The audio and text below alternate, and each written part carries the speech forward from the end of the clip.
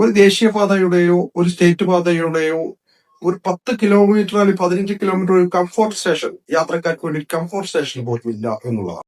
ഒരു കാര്യം തീർച്ചയാണ്, രാജ്യത്തെ ഇൻഫ്രാസ്ട്രക്ചർ നല്ലതാണ്. ഇപ്പൊ കേരളത്തിന് പ്രത്യേകിച്ച് നമുക്കറിയാം, ഓരോ വീട്ടിലേക്കും റോഡ് നിർമ്മിച്ച ഒരു കാലഘട്ടമാണ് ഇത്. കേരളത്തിന്റെ 20%, ഏറ്റവും ചെറിയ കൊച്ചു കേരളത്തിൽ പോലും 20%-ഓളം റോഡാണ് ഇന്ന് നിർമ്മിക്കപ്പെട്ടത്. അതിന് സ്റ്റേറ്റ് റോഡുകളുണ്ട്, നാഷണൽ ഹൈവേകളുണ്ട്, പഞ്ചായത്ത് റോഡുകളുണ്ട്, ബ്ലോക്ക് റോഡുകളുണ്ട്, ജില്ലാതല റോഡുകളെല്ലാം ഉണ്ട്. പക്ഷെ നമുക്ക് പറ്റിയ ഒരു അബദ്ധം എന്താണെന്ന് വിചാരിച്ചാൽ, അല്ലെങ്കിൽ നമുക്ക് ഇപ്പോഴും നമുക്ക് മനസ്സിലാകാതെ പോകുന്ന പ്രശ്നം എന്താണെന്ന് വിചാരിച്ചാൽ, ഒരു ദേശീയപാതയുടെയോ ഒരു സ്റ്റേറ്റ് പാതയുടെയോ ഒരു 10 കിലോമീറ്റർ അല്ലെങ്കിൽ 15 കിലോമീറ്റർ ഒരു കംഫോർട്ട് സ്റ്റേഷൻ യാത്രക്കാർക്ക് വേണ്ടി കംഫോർട്ട് സ്റ്റേഷൻ പോലും ഇല്ല എന്നുള്ളതാണ്. അത് ആണ് ഇന്ന് നമ്മൾ കേരളത്തില് അനുഭവിക്കുന്ന ഏറ്റവും വലിയ പ്രശ്നം.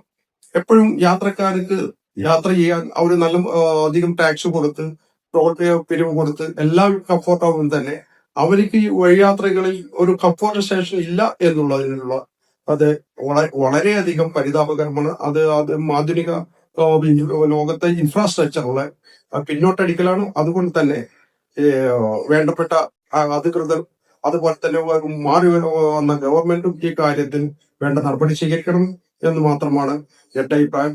നിങ്ങൾക്ക് കമന്റ് ചെയ്യാം.